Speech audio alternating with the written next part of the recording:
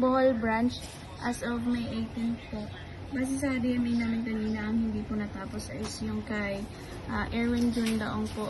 Waiting na lang po kami dumating yung mga jackets. And then, wala pong naka-off sa amin tomorrow.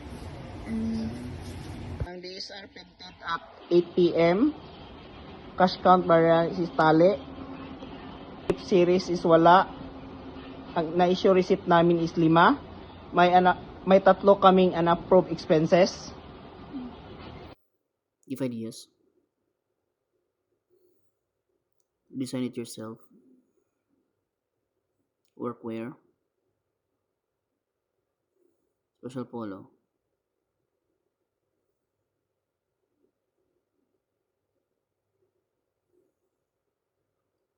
Hot deals. Bestseller.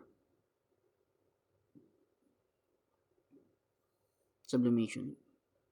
Jackets. Glass tower. Power table. Basuran. So natapon na po namin. Ending area.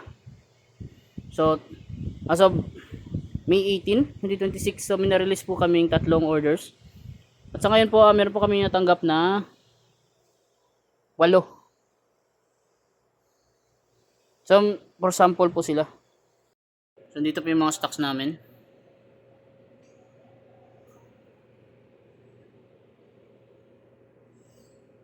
So today po as May 18, nag-refill po kami ng mga dry pit.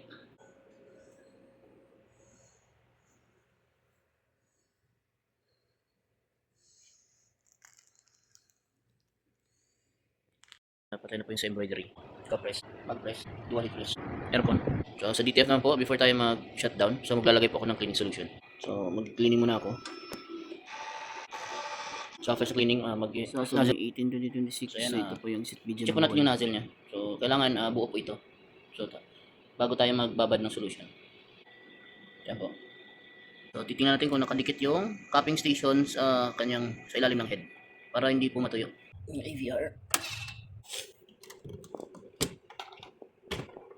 Yung saksakan ng AV oven saka yung purifier. Ilaw sa loob. Sublimation printer. Sublimation PC. Isang sublimation. AVR ng sublimation.